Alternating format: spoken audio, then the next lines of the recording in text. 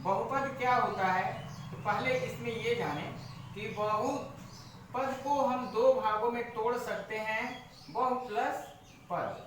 बहु मीन्स होता है बहुत से, बहुत से, ठीक है, और पद मीन्स पद, अर्थात उसमें पदों की संख्या। जैसे देखिए पद किसे कहते हैं, तो सामान्य परिभाषा तो हम यह दे सकते हैं कि ऋणेतर युक्त, ऋणेतर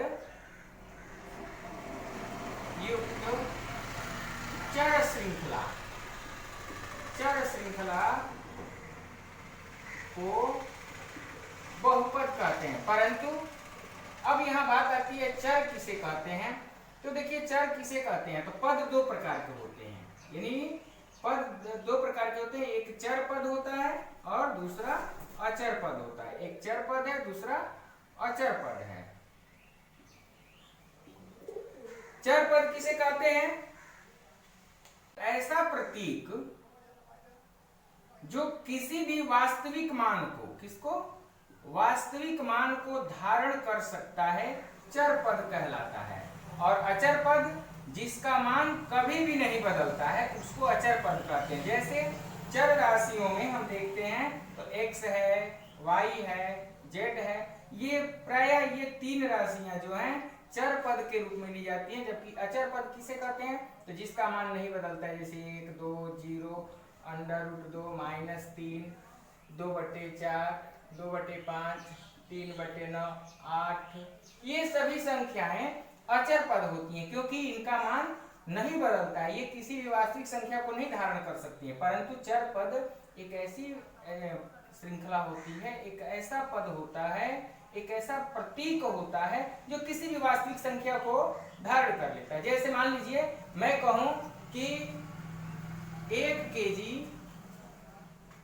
केजी क्या, आलू का मूल्य, 1 केजी आलू का मूल्य कितना है, 10 रुपए है, ठीक है। तो 2 केजी का कितना होगा, 2 केजी का कितना हो जाएगा, 20 रुपए होगा। तो अब इसके लिए हम क्या करते हैं, इसीलिए इसी प्रकार से मान लीजिए एक और 3 केजी के लिए कितना हो जाएगा, 30 रुपए। अगर मैं कह दूं कि आलू मान लीजिए हम गए खरीदने तो 10 रुपए की बजाय हमको 11 रुपए मिला, तो जब 11 रुपए मिला तो 2 केजी का कितना हो जाएगा, 22 रुपए है, 3 केजी का 33 रुपए। तो यह किस पर डिपेंड कर रहा था मान, यह 1 केजी पर, अर्थात एक वस्तु पर डिपेंड कर रहा था कि इसका मान कितना होगा। आइए इसी पर हम अध्ययन करते हैं कि यह जो मान बदल रहा है, जो मान बदल रहा है वह क्या है, चर राशि है, और जिसका मान नहीं बदल रहा है उसको अचर राशि कहते हैं। अर्थात ऐसे पद या पदों की वह श्रृंखला जो किसी भी वास्तविक मान को धारण कर सकती है, चर पद कहलाता है, चर राशि कहलाती है।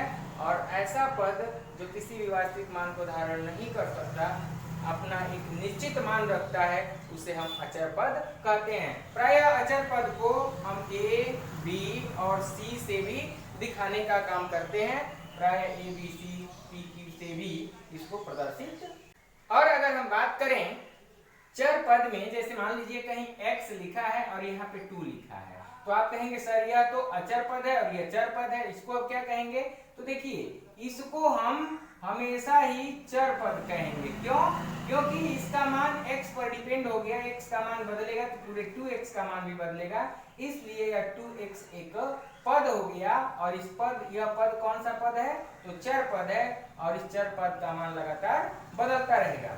आइए हम बात करते हैं कि पदों में एक शब्द आया है गुणांक। क्या आया है, गुणांक।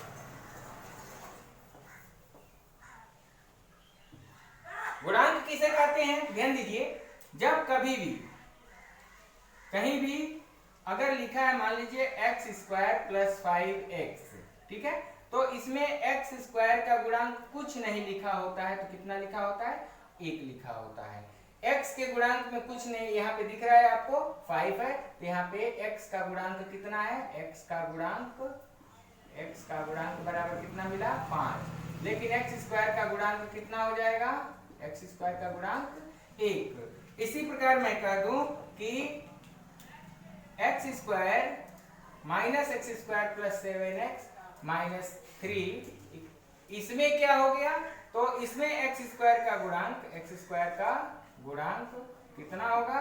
तो -1 होगा, क्योंकि इसके बगल में कुछ नहीं लिखा है तो 1 लिखा होता है। और चिन्ह भी ले लिया जाता है, जैसा कि हम प्लस को नहीं लिखते हैं, तो x का गुणांक क्या हो जाएगा? x का गुणांक 7 हो जाएगा। लेकिन अचर पद कहा जाए, अचर पद को क्या कहेंगे? -3। इसके साथ साथ एक चीज और ध्यान दीजिए, हम पूछें कि क्या यह एक पद है, तो हम कहेंगे हाँ यह एक चर पद है। ठीक है। इसी तरह अगर कहीं लिखा है 2, क्या यह एक बहुपद है? तो लिखेंगे हाँ यह एक बहुपद है। क्या यह एक बहुपद है? तो हाँ बहुपद है। क्या यह एक बहुपद है? तो है। देखिए, किसी भी चर राशि में, किसी भी बहुपद में, किसी भी व्यंजक में, ध्यान दीजिए, व्यंजक एक शब्द आया है। व्यंजक किसको कहते हैं? तो चर राशि की एक बहुत बड़ी श्रृंखला होती है, उसको व्यंजक कहा जाता है। ठीक है। जैसे यह भी एक व्यंजक है, यह भी एक व्यंजक है, यह भी एक व्यंजक है। ठीक है, ये सब एक व्यंजक है। तो अब ये कहा जाए कि इस व्यंजक में अगर x की अधिकतम घात 1 प्राप्त होती है, कितनी बार प्राप्त होती है? x की अधिकतम घात 1 होती है, तो उसे हम एक घातीय पद कहते हैं। क्या कहते हैं? एक घातीय पद। ठीक है। अगर 2 घात होती है तो उसको द्विघाती पद कहेंगे। 3 घात होती है तो त्रिघाती पद कहेंगे। ध्यान दीजिए, अगर कहीं भी मान लीजिए अगर लिखा है कि x की power 7 plus 5x minus x की पावर 5 प्लस 7, ठीक है। अब इसमें पूछा जाए कि चर की या इस व्यंजक की घात कितनी है, तो सबसे अधिकतम घात कितनी मिली हमको? 7। तो यहाँ पे कहा जाएगा इसकी घात कितनी है? 7 है। कहीं मान लीजिए लिखा है x minus x plus x cube minus x square minus 2, ठीक है। इसमें चर राशि की अधिकतम घात कितनी है? 3 है। तो इस प्रकार से इस बहुपद की घात कितनी होगी? 3 होगी। इस व्यंजक की घात कितनी होगी? 3 होगी। आइए अब हम पदों को गिनना सीखते हैं कि किसमें कितने पद हैं। ठीक है। तो सबसे पहले ध्यान दीजिए, पदों को गिनने के लिए 2 बातों का ध्यान रखेंगे, या तो प्लस से गिनेंगे और नहीं तो माइनस से गिनेंगे। केवल इन्हीं 2 पदों से, 2 चिन्हों से गिना जाता है। ठीक है। तो आइए देखते हैं, एक पद यहाँ प्लस मिल गया, इसके बाद फिर ये दूसरा पद, 2 पद, अर्थात इसमें कितने पद हैं? 2। इसीलिए इसको हम द्विपद कहेंगे। क्या कहेंगे? द्विपद कहेंगे। और कौन सा? ध्यान दीजिए, इसमें कितने पद हैं? तो यहाँ एक पद, फिर प्लस आ गया तो इस यहाँ से यहाँ तक एक पद हुआ, फिर प्लस के बाद यहाँ से यहाँ तक एक पद हुआ, 2 पद हो गया, और एक ये 3 पद। अर्थात हम ये कहेंगे कि इसमें कुल कितने पद हैं? 3 पद हैं। इसलिए इसको हम त्रिपदीय कहेंगे। तो यह द्विपदीय बहुपद हो गया या त्रिपदीय बहुपद हो गया। इसमें देखिए कहीं भी प्लस माइनस नहीं है, तो इसलिए हम इसे एक पदीय बहुपद कहेंगे। ठीक है। और अगर कहीं होता इसी तरह, मान लीजिए 2 + x होता, तो इसको 1 और ये 2, क्योंकि बीच में प्लस लग गया, मैंने ये भी कहा है कि प्लस और माइनस से जोड़ते हैं, तो इसको कहेंगे द्विपदीय है। इसको हम शून्य बहुपद कहेंगे। क्यों? क्योंकि इसमें चर राशि नहीं है। तो प्रत्येक अचर राशि यानी प्रत्येक अचर बहुपद को हम शून्य बहुपद कहते हैं, जिसमें चर राशि उपस्थित नहीं होती है। ऐसा बहुपद जिसमें केवल एक पद हो, एक पदीय बहुपद कहते हैं। 2 पद हो उसे द्विपदीय बहुपद कहते हैं। 3 पद हो उसे त्रिपदीय बहुपद कहते हैं। 4 पद हो तो उसे चतुर्पदीय बहुपद कहते हैं, या बहुपदीय बहुपद भी कहते हैं। आइए, इसमें गुणांक की हम लोग बात कर लिए थे, घात भी बात हो चुकी। अब हम लोग बात करते हैं अपने प्रश्नावली 2 पॉइंट। अगर बुक नहीं है तो कमेंट में हमें बता दीजिए, मैं स्क्रीन पे प्रश्न को डाल दिया करूंगा, लेकिन आप लोग जब कमेंट में बताएंगे तभी। बच्चों, अगर कहीं भी आपको प्रॉब्लम हो रही हो, कोई चीज़ नहीं समझ में आ रही हो, तो आप उसको पूछें, मैं उसको बता दूंगा, परंतु उसको कभी भी समस्या न बनाएं, अपनी समस्या का निदान करें। आइए हम लोग पहला प्रश्न देखते हैं। क्या है? निम्नलिखित व्यंजकों में कौन कौन से चर में बहुपद है और कौन कौन नहीं है? कारण के साथ अपने उत्तर दीजिए। अभी आपको बताया गया है ऋणेतर, तो x की घात अगर ऋणेतर है, ऋणेतर का मतलब उसमें माइनस माइनस -1 -2 -3 वगैरह घात, माइनस का 2/3, ये सब घात नहीं है, या उस पे अंडर रूट नहीं लगा है। ठीक है। तो ऐसे चर राशियों के पदों को बहुपद कहते हैं। ठीक है ना। आइए देखते हैं पहला प्रश्न क्या है। तो पहला है कि 4x² माइनस 3x प्लस 7 तो हम इसको क्या कहेंगे, कहेंगे कि हाँ यह एक चर में बहुपद है, क्योंकि इसमें केवल और केवल एक ही चर राशि उपस्थित है। ठीक है। दूसरा क्या है, तो दूसरा है y² प्लस 2। इसको क्या लिखेंगे हम लोग, तो इसको लिख देंगे एक चर में बहुपद है, एक चर में बहुपद है। क्यों, क्योंकि केवल एक ही चर x उपस्थित है। ठीक है। आइए देखते हैं दूसरा क्या है। तो y² प्लस √2, y² प्लस √2। ध्यान दीजिए, मैंने जो अंडर की बात कहा था वो अंडर इस पर नहीं होना चाहिए, बस इस y पर नहीं होना चाहिए। तो इस पर हम क्या देखते हैं, 2 घात है। ठीक है। और पूछा गया क्या यह एक चर में बहुपद है, तो लिखेंगे हाँ यह भी एक चर में बहुपद है, क्योंकि यहाँ पर केवल एक ही चर y उपस्थित है। मेरे बच्चों आप लिख ले।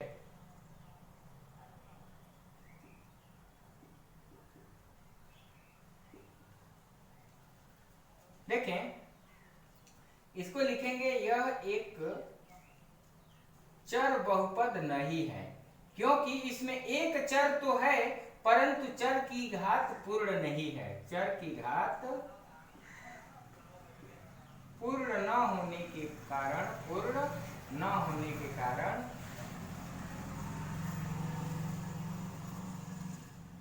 क्या है, तो एक चर में बहुपद नहीं है, बहुपद नहीं है। ठीक है। आइए इसी तरह आगे है, कह रहे हैं कि y प्लस 2/y। इसके लिए भी हम लिख देंगे, ध्यान दीजिए, इसको लिखते हैं तो y प्लस 2, नीचे से y को जब हम ऊपर ले जाते हैं तो -1 घात होती है। और मैंने पहले ही बताया कि जब कभी भी ऋणात्मक होना चाहिए तो कहेंगे कि अभी चर राशि की घात एक पूर्ण संख्या नहीं है, इसलिए यह भी एक पूर्ण बहुपद नहीं है। ठीक है। इसी तरह अगला टर्म है, करें x की पावर 10 y की पावर 3 और t की पावर 50। x की पावर 10 प्लस y की पावर 3 प्लस t की पावर 50। ध्यान दीजिए, इसको भी हम कहेंगे कि यह एक बहुपद तो है परंतु एक चर में नहीं है, एक चर में नहीं है। ठीक है। कितनी चर राशियां इसमें उपस्थित है, तो एक x है, एक y है और एक t है, यानी कुल 3 राशियां उपस्थित हैं, 3 चर राशियां उपस्थित हैं, इसलिए कहेंगे यह बहुपद है परंतु एक चर में नहीं है, यह 3 चरों में बहुपद है। ठीक है। प्रश्न देखते हैं, निम्नलिखित में से प्रत्येक में x² का गुणांक ज्ञात कीजिए। क्या है, तो 2 प्लस x² प्लस x, यहाँ पे हम कहेंगे x² का गुणांक कितना हो जाएगा। x² का गुणांक यहाँ पे कुछ नहीं लिखा है तो इसके बगल में 1 लिखा होता है। अगर मान लीजिए यही लिखा होता कि 2x प्लस 3x² प्लस 7, तो यहाँ देखिए x² का गुणांक 3 मिल जाता है, लेकिन कुछ नहीं लिखा है तो 1 होता है। आइए दूसरा इसी का देखते हैं, 2 माइनस x² प्लस x³। ठीक है। तो यहाँ पे लिखेंगे x² का गुणांक बराबर -1। तीसरा इसी तरह देख लीजिए, तीसरा क्या है, तो कह रहे हैं π/2 x² प्लस x। इसमें x² का गुणांक कितना है, तो लिखेंगे x² का गुणांक बराबर π/2। ठीक है। इसी तरह चौथे में देख लीजिए, देखिए जहां भी x² है उसी को हमें देखना है, √2x प्लस 1। यहाँ पे देखिए x² नहीं है तो हम लिखेंगे x² का गुणांक क्या होगा, कुछ नहीं है तो क्या है, 0 है। जो पद नहीं रहता है उसको हम लोग 0 मान लेते हैं। इसी तरह तीसरे में कह रहे हैं 35 घात की द्विपद का बहुपद और 100 घात की एक पदी का उदाहरण दीजिए। 35 घात का द्विपद चाहिए तो 35 घात x की अधिकतम घात और 35 होनी चाहिए। ठीक है। अब इसके साथ आपकी इच्छा चाहे तो इसके बगल में 3 लिखिए, 5 लिखिए, जो मर्जी लिखिए, और इसके आगे कोई एक और पद बढ़ा लीजिए। तो इस प्रकार हम यहाँ पे कुछ भी लिखने के लिए मान लेते हैं कोई a है। ठीक है। और यहाँ मान लीजिए x की घात 35। ठीक है। अब प्लस यहाँ b ले लेते हैं और b के साथ मन करे तो आप x लिखिए चाहे मत लिखिए। ठीक है। बात समझ में आ रहा है? तो आप यहाँ a और b की जगह कुछ भी लिख सकते हैं, जैसे मान लीजिए 7x की घात 35 प्लस 24x², ये भी हो सकता है। इसी तरह मान लीजिए आप चाहें तो लिख सकते हैं x की घात 35 प्लस 3/4, या फिर लिख सकते हैं 8/9 x की घात 35 प्लस 4/5। इस तरह आप कुछ भी लिख सकते हैं। आइए क्वेश्चन नंबर 4 देखते हैं। निम्नलिखित बहुपदों में से प्रत्येक बहुपद की घात ज्ञात कीजिए। पहला प्रश्न है आपका 5x³ plus 4x² plus 7x। 5x³ plus 4x² plus 7x। ध्यान दीजिए, आपको बताया गया है कि इस बहुपद में चर राशि की सबसे अधिकतम घात जो होती है वही पूरे बहुपद की घात होगी, अर्थात इस बहुपद की घात कितनी होगी? 3 होगी। इस प्रकार से हम दूसरा प्रश्न देखते हैं, क्या लिखा है? तो 4 - y²। दूसरा क्या है? 4 - y²। तो यहाँ पर हम देखते हैं कि यह y के टर्म में एक चर राशि है, यहाँ पे जो चर राशि है वो y है। तो इस प्रकार से यहाँ पर चर राशि की घात अधिकतम कितनी होगी? 2। तो बहुपद की घात भी हमारी कितनी हो जाएगी? 2। इसी प्रकार से अगला थर्ड प्रश्न है 5t - √7। ध्यान दीजिए, यहाँ पर t के टर्म में अर्थात जो चर राशि है वह t है, और t की अधिकतम घात कुछ नहीं लिखा है, कितना होता है? 1। इसलिए इस बहुपद की घात कितनी हो जाएगी? 1 हो जाएगी। इसी प्रकार चौथा देखते हैं, क्या है? 3। हम देखते हैं कि इसमें कोई भी चर राशि नहीं है, ना तो x लिखा है, ना ही y लिखा है, ना t लिखा है, कोई भी पद नहीं है। इस प्रकार से जब इसमें चर राशि नहीं है तो इसको हम शून्य बहुपद कहते हैं। और शून्य बहुपद की अधिकतम घात कितनी होती है? तो शून्य बहुपद की अधिकतम घात 0 होती है। शून्य बहुपद की अधिकतम घात 0 होती है। इसी तरह ये पांचवा प्रश्न देखते हैं। बताइए कि निम्नलिखित बहुपदों में कौन कौन बहुपद रैखिक है और कौन कौन द्विघाती है और कौन कौन त्रिघाती है। तो इसके लिए आपको थोड़ा सा हम बता दें कि x की अधिकतम घात, जैसे ये 3 घात प्राप्त हुआ तो त्रिघाती है, 2 घात है तो द्विघाती है, 1 घात है तो रैखिक बहुपद है। इसी प्रकार से हम देखेंगे, पहले में लिखा है x² + x।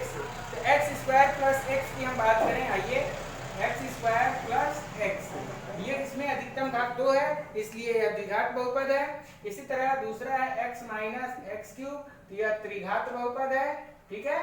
और इसी तरह y + y² + 4 लिखा है, तो इसमें अधिकतम घात कितनी है? 2 है, तो हम कहेंगे कि अभी एक द्विघात बहुपद है।